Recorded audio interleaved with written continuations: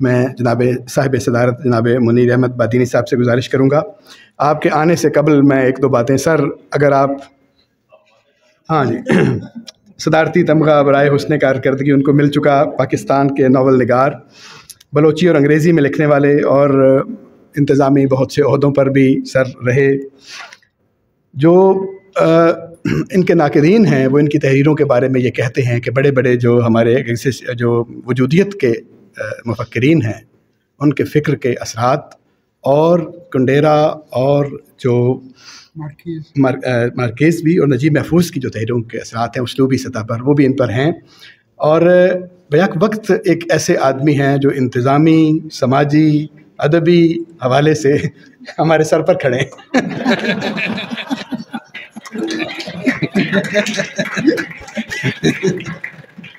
بہت شکریہ سر۔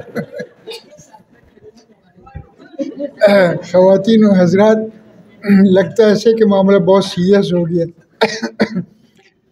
اور آپ ریلیکس ہونا چاہتے ہیں۔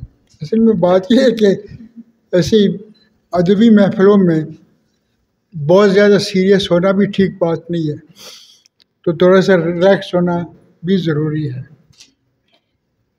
میرے خیال میں اگر میں اپنے بارے میں بات کروں تو ایگزیجریشن ہوگا، مبالغہ آمیزی ہوگی، لیکن ایک چیز جس نے مجھے متاثر کیا اور جو میں سمجھتا ہوں بچپن سے ہی میرے شعور کا حصہ ہے، وہ اس لیے کہ میں ہر چیز کے بارے میں جب سوچتا تھا تو شکلوں میں اور اسٹرکچر میں سوچتا تھا۔ میں جس گاؤں میں پیدا ہوا وہ چاروں طرف سے ریگستان سے گھرا ہوا گاؤں ہے۔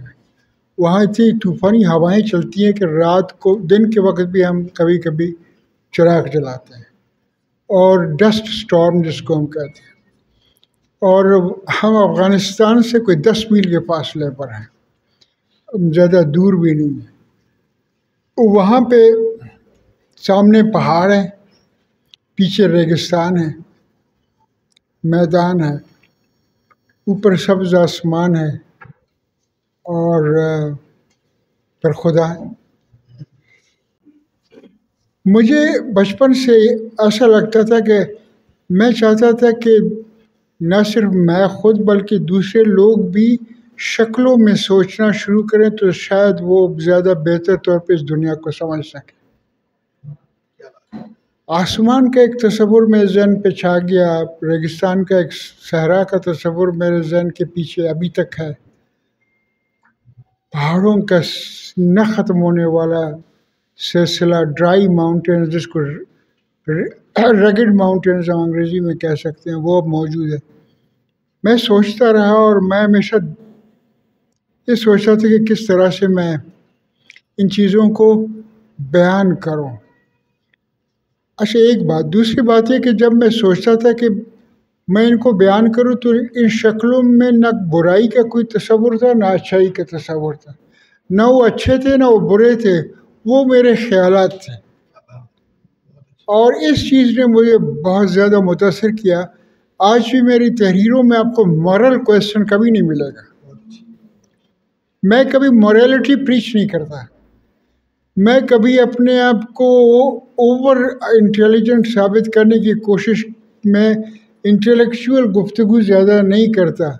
تقریروں میں بھی کہ میں ایگزیجریٹ کر کے مبالغہ آمیزی سے کام لے کے تھوڑا سا اپنی کہانیوں کے بارے میں بات کرتا ہوں، لیکن اکثر میں کوشش کرتا ہوں کہ میں جو آبجیکٹو دنیا ہے میرے سامنے جس طرح سے ہے، جس کو میں بلوچی میں کہتا ہوں تچ کان تچک، ایسی فلیٹ جو میرے سامنے دنیا ہے میں اس کا شکل بناؤں۔ غالباً میری یہ خواہش اس وقت پوری ہوئی جب میں نے ڈائری لکھنا شروع کیا۔ اس زمانے میں کرشن چندر کا ایک ناول تھا، بہت سارے اور ناول، کرشن چندر کا بہت بڑا امپیکٹ ہے میرے ذہن کے اوپر۔ کرشن چندر کا تھا شکست، ڈیفیٹ۔ میں گرمیوں کی چھٹی میں لاہور سے جب میں جاتا تھا اپنے گاؤں میں، تو میں نے فلسفے میں ماسٹرز کیا تھا پنجاب یونیورسٹی سے، اور فلسفے نے آج تک مجھے چھوڑا نہیں آرام سے۔ بیوروکریسی میں رہ کے مجھے یہ لوگ کہتے تھے یہ فلسفر ہمارا بیوروکریٹ ہے، میں ان کو کہتا تھا کہ پلاٹو کے آئیڈیل اسٹیٹ میں بھی یہی کہا گیا ہے کہ جو کنگ ہے اس کو فلاسفر ہونا چاہیے یا فلاسفر کو کنگ ہونا چاہیے، کیونکہ philosopher could manage the things in a better way than normal other ways.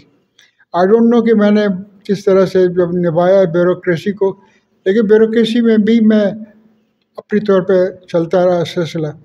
لیکن میرا جو اجمالی یا جو استھیٹک سینس میرے اندر موجود تھا اس شکلوں کا، اسٹرکچرز بنانے کا، وہ اتنا مجھ پہ ڈومینیٹ کرتا تھا کہ میں کہانیاں لکھنا شروع کر دیا. پہلے تو میں ڈائریز لکھتا تھا، جب یونیورسٹی میں تھا تو میں روز ہی ڈائری لکھتا تھا، اور ڈائری لکھتے لکھتے مجھے ایک دن خیال آیا کہ why shouldn't I try for a story. تو میں نے پھر اسٹوری لکھنا شروع کیا. اب مسئلہ یہ ہے کہ یہ معاملہ بہت سیریس معاملہ ہے، جو کریٹیو ایکٹیویٹی ہے یہ بہت بڑی مسٹری ہے. معاف کریں میں اردو پتہ نہیں کس طرح سے بول سکتا ہوں، لیکن کوشش کر رہا ہوں کہ اردو صحیح بولوں جو بول رہا ہوں. بس دعا کریں کہ اس میں تذکیر و تانیث کا فرق مجھے نظر نہ آئے، کیونکہ میں عورت کو مرد نہ بنا دوں، مرد کو عورت نہ بنا دوں. یہ بھی اردو میں لازمی بالکل. تو بات یہ ہے کہ جب آپ سوال مجھ سے کریں گے وہ زیادہ بہتر ہوگا کہ بجائے اس کے کہ میں بولتا رہوں کہ جی میں کیسے لکھتا ہوں، کیوں لکھتا ہوں، وغیرہ وغیرہ. لیکن میرے اندر ایک پیشن ضرور ہے.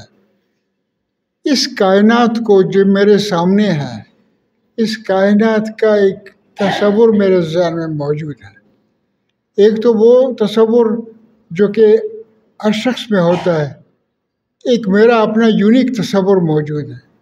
ہر رائٹر کا، ہر شاعر کا اپنا ایک اسٹرکچر ہے، ایک فارم ہے. وہ اس پرزم میں سے، اس ونڈو میں سے. ایک ادیب ہوتا تھا مرزا ادیب. مرزا ادیب کے اس زمانے میں حنیف رامے صاحب کا سلسلہ کتابوں کا چھپتا تھا، میری لائبریری وغیرہ. اور لاہور سے میں نے خریدا اور وہاں پہ تپتی دھوپ میں اپنے گاؤں کے میں صحرا نورد کے خطوط پڑھتا تھا. اور وہ صحرا نورد کے خطوط اتنے خوبصورت ہوتے تھے میرے لیے. میں سوچتا تھا کہ یہ شخص اپنے ونڈو سے صحرا کو دیکھتا ہے، تو کیوں نہ میں اپنے صحرا کو اپنی آنکھوں سے دیکھوں. تو یہ میری کہانی ہے.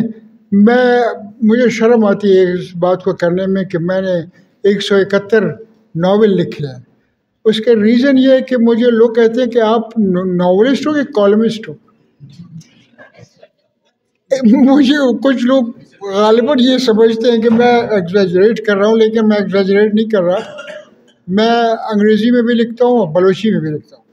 میں نے انگریزی میں کوئی 7 ناول لکھے ہیں، اور میں نے میڈم سے ذکر کیا تھا میرا خوبصورت ناول انگریزی میں ہے سرچنگ دی سینٹر. یہ اپنے پاکستانی بیک گراؤنڈ میں نے لکھا ہے. اور سول سائنس اکیڈمی میں میں جب رہتا تھا وہاں پہ میرے جو سندھی، پنجابی اور بنگالی تو ختم ہو گئے تھے اس وقت، اور بلوچ اور سرائکی یہاں جو لوگ رہتے تھے جن کے ساتھ میں ٹریننگ کرتا تھا، ان کی کیریکٹرائزیشن میں نے کی ہے اور آبجیکٹیولی کیا ہے، ایک سٹوری کے فارم میں کیا ہے.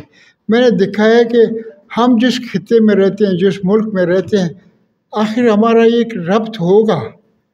اور ربط ضروری نہیں کہ مذہب کے ذریعے سے ہو، اور ربط کوئی اور بھی ہو سکتا ہے. لوگ ایمفیسائز کرتے ہیں کہ ہمارا ایک ہی ربط ہے، وہ ریلیجن ہے. لیکن میرا خیال یہ ہے کہ اس ملک پاکستان کو اگر ایک ربط ہے تو دوسرا ربط بھی ہو سکتا ہے. وہ شاعر اور انٹلیکچوئل اس ربط کو ڈھونڈ لے تو پھر بات بنے. فیض نے کیا کہا تھا کہ چاند کو گل کریں تو ہم جانے. اب تک چاند کو گل کرنے والا کوئی نہیں ہے. تو میں زیادہ بولوں گا نہیں. آج کل میں نے بولنا کم کیا ہے، انٹریکٹیو. میں جہاں بھی جاتا ہوں، میں اپنے صوبے میں مجھے کبھی خزدار بلاتے ہیں، کبھی خاران بلاتے ہیں، کبھی دالبندین بلاتے ہیں، کبھی گوادر میں ڈپٹی کمشنر بھی رہ چکا ہوں. وہ مجھے بلاتے ہیں تو میں ادھر جا کر 5-10 منٹ بولتا ہوں. میں ان سے کہتا ہوں آپ مجھ سے سوال کیا کرو. کیونکہ میرا نالج پرفیکٹ نہیں ہے، نہ آپ کا نالج پرفیکٹ ہے، نہ میرا نالج پرفیکٹ ہے، ہم سب اس پروسیس میں ہیں۔ لیکن سوال یہ ہے کہ میں اس نالج کو کاغذ کے اوپر لاتا ہوں، آپ اس کو سوچتے ہو، میں اس کو ایک شکل دینا چاہتا ہوں۔ میں اس لیے شکل دینا چاہتا ہوں، ایک اسٹرکچر دینا چاہتا ہوں تاکہ آنے والی نسلیں ہمیں فالو کریں۔ بلوچی کا دامن بہت تنگ ہے، بلوچی میں نہ ناول کا کوئی تصور موجود ہے، نہ شارٹ سٹوری کا کوئی تصور موجود ہے، اور کلاسیکل بلوچی پوئٹری ہمارا ریلیجن بھی ہے، ہماری فلاسفی بھی ہے، ہماری سائیکالوجی بھی ہے، ہمارا اوڑھنا بچھونا ہی بلوچی کلاسیکل پوئٹری ہے۔ یہ جو پروز ہے اس کی طرف سے بلوچ 50s کے بعد آیا، ورلڈ وار 2 کے بعد آیا۔ کچھ نوجوان لڑکے کراچی میں پڑھتے تھے، وہ پروگریسو رائٹرز موومنٹ کے سے متاثر تھے، انہوں نے بلوچی افسانہ لکھنا شروع کیا۔ اور ہمارے زمانے میں جب میں نے کالج جوائن کیا تھا 70s میں، اس وقت تھوڑا سا یہ آگے صراحت حرکت کر چکا تھا، تو وہ شارٹ سٹوری کا زمانہ شروع ہوا۔ ناول کا زمانہ، میرے خیال میں ناول میں میرے علاوہ کسی نے کوئی کام نہیں کیا، ابھی کر رہے ہیں، لیکن ناول کو ایک ڈکشن، ایک فارم کے طور پہ انٹروڈیوس بلوچی زبان میں نے کرایا ہے۔ اسی وجہ سے غالباً پاکستان اکیڈمی ادبیات کو رحم آیا، انہوں نے کہا اس کو کمال فن دے دو۔ لیکن یہ کہ میں اپنی بات ختم کرتا ہوں، آپ کے ذہن میں کوئی سوال ہو آپ کائنڈلی مجھ سے اوپنلی کر سکتے ہو کہ بلوچی لٹریچر کا فیوچر کیا ہوگا، بلوچی لٹریچر ہے کیا چیز۔ ہاں ایک بات میں ضرور کروں گا، بلوچی لٹریچر باقی دنیا کے لٹریچر سے الگ کوئی چیز نہیں ہے، اس کا تعلق اسی زمین سے، اسی کرۂ ارض سے ہے، انہی لوگوں سے ہے۔